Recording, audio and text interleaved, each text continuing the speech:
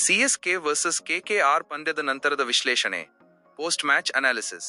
April 11, 2025 ರಂದು ಚೆನ್ನೈನ MA Chidambaram ಕ್ರೀಡಾಂಗಣದಲ್ಲಿ ನಡೆದಿದ್ದ ಚೆನ್ನೈ ಸೂಪರ್ ಕಿಂಗ್ಸ್ ಸಿಎಸ್ಕೆ ಮತ್ತು ಕೋಲ್ಕತ್ತಾ ನೈಟ್ ರೈಡರ್ಸ್ ಕೆಕೆಆರ್ ನಡುವಿನ ಪಂದ್ಯವು ಕೆಕೆಆರ್ ತಂಡಕ್ಕೆ ಸಂಪೂರ್ಣ ಮೇಲುಗೈ ಸಾಧಿಸಿದ ಪಂದ್ಯವಾಗಿತ್ತು.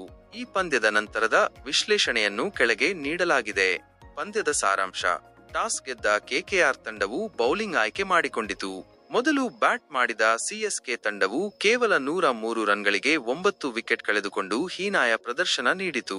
ಇದು ಚೆಪಾಕ್ ಕ್ರೀಡಾಂಗಣದಲ್ಲಿ ಸಿಎಸ್ಕೆ ಗಳಿಸಿದ ಅತಿ ಕಡಿಮೆ ಮೊತ್ತವಾಗಿದೆ. ಇದಕ್ಕೆ ಉತ್ತರವಾಗಿ ಬ್ಯಾಟ್ ಮಾಡಿದ ಕೆಕೆಆರ್ ತಂಡವು ಕೇವಲ 10.1 ಓವರ್ಗಳಲ್ಲಿ 2 ವಿಕೆಟ್ ಕಳೆದುಕೊಂಡು 107 ರನ್ ಗಳಿಸಿ ಭರ್ಜರಿ ಜಯ ಸಾಧಿಸಿತು. ಸಿಎಸ್ಕೆ ತಂಡದ ಹೀನಾಯ ಬ್ಯಾಟಿಂಗ್. ಸಿಎಸ್ಕೆ ಬ್ಯಾಟಿಂಗ್ ಸಂಪೂರ್ಣವಾಗಿ ಕುಸಿದು ಬಿತ್ತು. ಆರಂಭಿಕ ಆಟಗಾರರಿಂದ ಹಿಡಿದು ಮಧ್ಯಮ ಕ್ರಮಾಂಕದ ಬ್ಯಾಟ್ಸ್ಮನ್ಗಳವರೆಗೆ ಯಾರೂ ಉತ್ತಮ ಪ್ರದರ್ಶನ ನೀಡಲಿಲ್ಲ. 7 ಜನ ಬ್ಯಾಟ್ಸ್ಮನ್ಗಳು 2 ಅಂಕಿಯನ್ನು ದಾಟಲು ಸಹ ವಿಫಲರಾದರು. ಶಿವಂ ದುಬೆ ಅಜೇಯ 31 ರನ್ ಗಳಿಸಿದ್ದು ತಂಡದ ಪರವಾಗಿ ಕೊಂಚ ಸಮಾಧಾನಕರ ಸಂಗತಿಯಾಗಿತ್ತು. ಅವರ ಹೋರಾಟದಿಂದಾಗಿ ಸಿಎಸ್ಕೆ 100ರ ಗಡಿ ದಾಟಲು ಸಾಧ್ಯವಾಯಿತು. ನಾಯಕ ಎಂಎಸ್ ಧೋನಿ ಅವರು 9ನೇ ಕ್ರಮಾಂಕದಲ್ಲಿ ಬ್ಯಾಟಿಂಗ್ಗೆ ಇಳಿದರೂ ಕೇವಲ 1 ರನ್ ಗಳಿಸಿ ಔಟ್ ಆದರು. ಋತುರಾಜ್ ಗಾಯಕ್ವಾಡ್ ಅವರ ಅನುಪಸ್ಥಿತಿಯು ತಂಡಕ್ಕೆ ದೊಡ್ಡ ಹೊಡೆತ ನೀಡಿತು. ಕೆಕೆಆರ್ ಬೌಲರ್ಗಳ ಅದ್ಭುತ ಪ್ರದರ್ಶನ. ಕೆಕೆಆರ್ ಬೌಲರ್ಗಳು ಶಿಸ್ತುಬದ್ಧವಾಗಿ ಬೌಲಿಂಗ್ ಮಾಡಿ ಸಿಎಸ್ಕೆ ಬ್ಯಾಟ್ಸ್ಮನ್ಗಳನ್ನು ಕಟ್ಟಿಹಾಕಿದರು.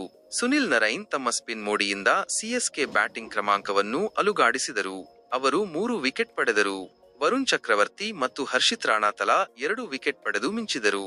ಮೊಯಿನ್ ಅಲಿ ಅವರು ಕೇವಲ 1 ಓವರ್ ಬೌಲಿಂಗ್ ಮಾಡಿ 1 ವಿಕೆಟ್ ಪಡೆದರು. ಕೆಕೆಆರ್ನ ಸುಲಭ ಜಯ.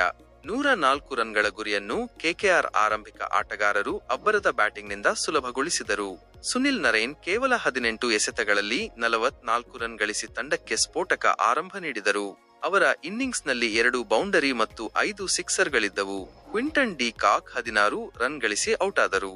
ನಂತರ ಅಜಿಂಕ್ಯ ರಹಾನೆ ಅಜೇಯ 27 ಮತ್ತು ರಿಂಕು ಸಿಂಗ್ ಅಜೇಯ 12 ಪುರುಮೈಯಾದ ಆಟವಾಡಿ ತಂಡವನ್ನು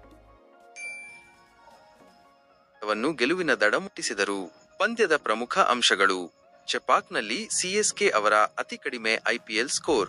ಸುನಿಲ್ ನರೈನ್ ಅವರ ಆಲ್ರೌಂಡ್ ಪ್ರದರ್ಶನ 3 ವಿಕೆಟ್ ಮತ್ತು 44 ರನ್. ಕೆಕೆಆರ್ ತಂಡವು ಕೇವಲ 10.1 ಓವರ್ಗಳಲ್ಲಿ ಗುರಿ ಮುಟ್ಟಿದ್ದು.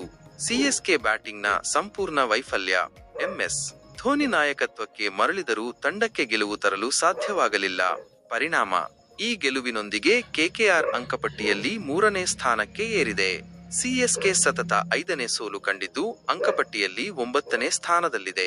ಇದು ತಂಡಕ್ಕೆ ತೀವ್ರ ಹಿನ್ನಡೆಯನ್ನುಂಟು ಮಾಡಿದೆ. ಒಟ್ಟಾರೆಯಾಗಿ ಈ ಪಂದ್ಯವು ಕೆಕೆಆರ್ ತಂಡಕ್ಕೆ ಸ್ಮರಣೀಯ ಗೆಲುವನ್ನು ತಂದುಕೊಟ್ಟರೆ, ಸಿಎಸ್ಕೆ ತಂಡಕ್ಕೆ ಇದು ಮರೆಯಲಾಗದ ಹೀನಾಯ ಸೋಲು. ಸಿಎಸ್ಕೆ ಮುಂದಿನ ಪಂದ್ಯಗಳಲ್ಲಿ ಉತ್ತಮ ಪ್ರದರ್ಶನ ನೀಡುವ ಮೂಲಕ ಗೆಲುವಿನ ಹಾದಿಗೆ ಮರಳಬೇಕಿದೆ.